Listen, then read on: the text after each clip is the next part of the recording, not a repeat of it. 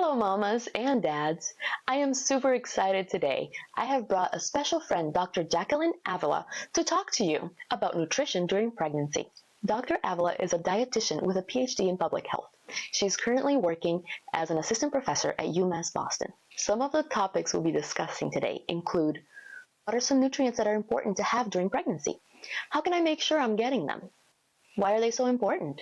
Does what I eat really have an impact on my baby's health? Dr. Avila has some answers for us. Make sure to stick around till the end to find out how your nutrition can affect your baby even after it's born. It's so nice to have you with us, Dr. Avila. Thank you for joining us. Can you go ahead and tell us a little bit about nutrition? Hi, thank you for having me. Yes, a mother's diet can have a significant impact on the health of her baby. During pregnancy, the fetus development relies completely on how the mother eats. And a well-balanced and nutritious diet can help make sure that the baby grows well and develops well when it's a fetus. The nutrients consumed by the mother during pregnancy can really affect the growth and the development, as we just said. And pregnant women need to make sure that they have a healthy environment for the baby to grow. That includes making sure that they have a good source of several nutrients. Of course, we want to have a healthy balance throughout our life, but when women are pregnant, it's really important that they focus on a few nutrients. One of them are your basics, carbohydrates and proteins. You might think, well, this is obvious, I always eat this, but these are really important because they're the building blocks of the body of the baby that is forming when you are pregnant. Can you give us a few examples of foods that you could eat to get those? Yes. So a few examples of some sources of carbohydrates that are good for you are grains, especially if they are whole grain. And what does that mean? Is that it's not refined. So when you're looking for a flour, you prefer wheat flour versus white flour, or even pasta, there's wheat pasta as well. Those sources of carbohydrates are really good. Fruits and vegetables are also great sources of carbohydrate and fibers, which help with the digestion and are great sources for women who are pregnant. Now, for protein, most of our protein can come from meat, from eggs, from poultry. That's what people usually think when they think protein. But actually, vegetables are rich sources of proteins as well, especially things like beans or lentils. So it's really important to include those in your diet as well. Another important nutrient that we need to make sure that we get is iron. Iron is really important during pregnancy because it helps with the production of red blood cells. And when there's a fetus forming, there's a lot of blood involved in that process. And actually, it's really important to note that deficiency in iron can increase the risk of premature birth and low birth weight. Mm-hmm. So women who are pregnant really need to pay attention to their iron levels. Again, most people think meat when they think iron levels, but actually spinach is a great source of iron as well. And iron can be found in a lot of fortified cereals. And it's important to consult your healthcare provider to check for your iron levels when you are pregnant, because most women will need an iron supplement if they cannot get that through their diet. Same thing with the next two nutrients that I wanted to highlight, which is folic acid, which is really important, especially during the early stages of pregnancy, because it helps with the development of the neural tube. And some source of folic acid are green leafy vegetables, just like spinach. So you get iron and folic acid. So I just wanted to highlight the folic acid. Some babies, when they have what you probably heard, spina bifida, some of those problems are because the moms didn't have enough folic acid in the beginning, very first few weeks or months of pregnancy.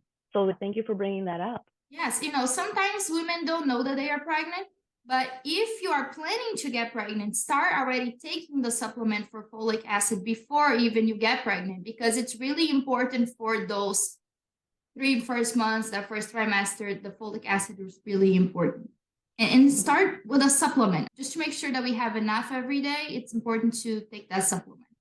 And I believe they do have more calcium as well, which is the last nutrient that I wanted to talk about, because calcium really helps with the development of strong bones and teeth. So it's important that we either supplement through those prenatal multivitamins, but also make sure that we eat foods that are rich in calcium. Most people think dairy, and yes, dairy is a source of calcium. But again, the leafy green vegetables show up here again. So definitely eat your dark green vegetables to get good sources of calcium, of folic acid, and of iron. Do you have any ideas of certain like salads or sandwiches or different easy foods that you could make to get those sources?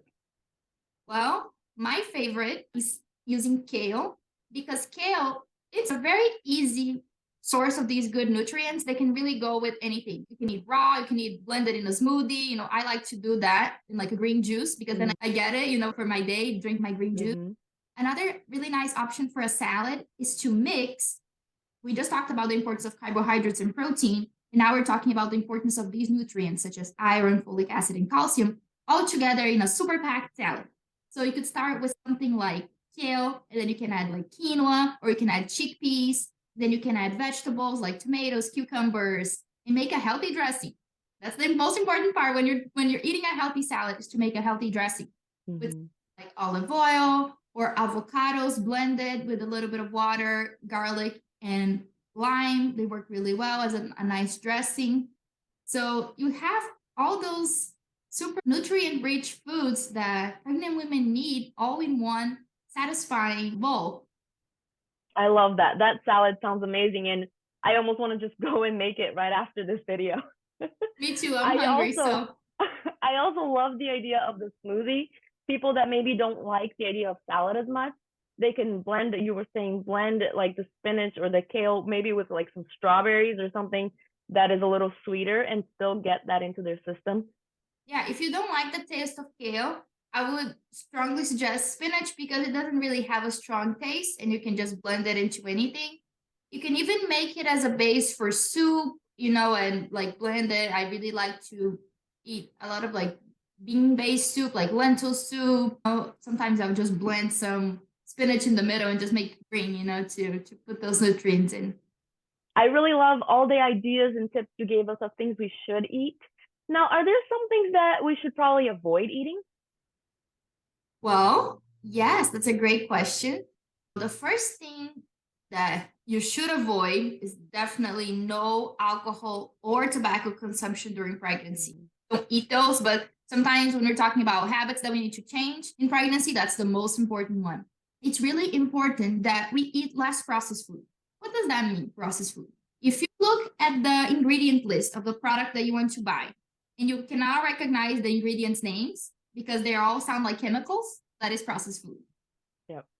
Usually, if it comes in a package, eat processed food, unless it's a minimally processed food, for example, pre-washed salad or even canned items, they are not considered processed food. Processed foods really have a lot of unhealthy fat, a lot of sodium, and those are things that you don't need if you're pregnant because it actually harms the development of the fetus and it also actually can impact the health of the baby even after they are born. Because there's a lot of research showing that what the mother eats when the woman is pregnant actually impacts allergies that the baby might have later on, intolerances that the baby might have later on, and even as a child, even as an adult, their future health. There is a very famous study showing how women who don't eat well during pregnancy can have children that have chronic disease problems when they are adults. We're just now unveiling this whole nother level of effects that a mother's diet can have. So it's really important to avoid those processed foods, really rich in saturated fat, which is the unhealthy fat, and sodium and sugar. Can't forget about sugar.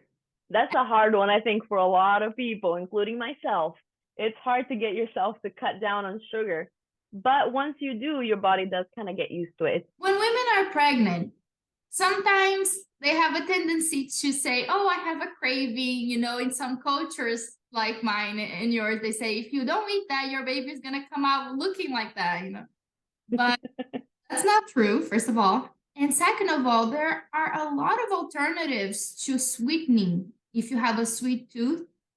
Sugar is an important one that I forgot to talk about before, but sugar is probably the number one thing that you should avoid during pregnancy and use other types of sweeteners. Even something like agave, which sounds fancy, but it really isn't. It's a plant-based nutrient that doesn't really raise your blood sugar as high as regular sugar, or even using dates or raisins as sweeteners can really get you that sweet tooth that you want, but without eating sugar. Talking of dates, I have tried some smoothies with date in it, and it makes it really sweet. And it's, you were saying, it's a great healthy way to have something sweet that's actually good for you. Yes. So you were mentioning avoiding sugar. That makes me think of diabetes. Is that kind of the main thing, so you don't have what we call gestational diabetes, which is happening while you're pregnant?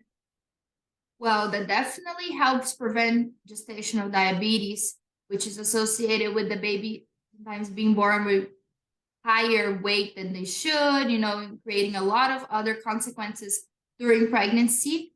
But even if you control your sugar intake, you can still have gestational diabetes, but it definitely decreases the risk a lot. I love what you said, and especially thinking about how what we eat while that baby is being formed is gonna follow them through their whole lives, because it was the basis, right, of what built them as a human being. So that's really interesting to think about. Not only your baby's first year of life, maybe, but its whole life could be benefited from you eating healthy during pregnancy. Now, what about once baby is born and now I don't have a baby being made inside me anymore? Can I just go ahead and eat whatever I want now? Yes, this is a common mistake that a lot of women who are going through pregnancy make, that they take care of what they eat when the baby is inside of them and they're forming the baby. But then after the baby is born, they're like, okay, I can go back to my life as the way it was. But actually, another important point to say is that it's not necessarily that if you don't eat well, your breast milk will be worse. It's actually that the body gives priority to the breast milk. So whatever nutrients you have in you, they're going to go to the milk to make sure that the baby is healthy. And then you might feel tired or unmotivated or feeling really weak because the nutrients are mainly going to the baby. So it's really important to make sure that you're eating a healthy diet, not just for the baby, quality of the milk, but also for your own health. Sometimes when we become moms, we focus so much on taking care of our children, we forget to take care of ourselves. But it's really important for us to feel healthy and have energy. And that actually helps us be even better moms and have the energy to be there for our babies and take care of them and be happy instead of cranky moms. So I like that. It's important to always remember, not just for your baby, but for yourself. Eat healthy for yourself. Yes, it's a habit that we develop. It's really important to start the way that you can. Start with the things that you like the most, and then you start incorporating those things into your diet. It's not a change that you're going to blink and you're going to be eating everything super healthy, but start with the things that you like to eat that are healthy, that we mentioned here on the video today. The ideas that we gave, just choose one and start doing that. And you'll see that slowly, once you start putting those positive nutrients, those good sources of food in your body will start responding with more energy, especially at the end of pregnancy. It gets heavy, to carry the baby, the energy starts going down. That's the moment where we need to be healthy. And it's really important to remember that. Thank you so much. That is a lot of amazing, good, helpful information that I feel like anyone can follow at home. I know I learned a lot today. I hope you have too. Remember to like and subscribe so that we can help as many mamas as we can to learn how to have a healthy pregnancy.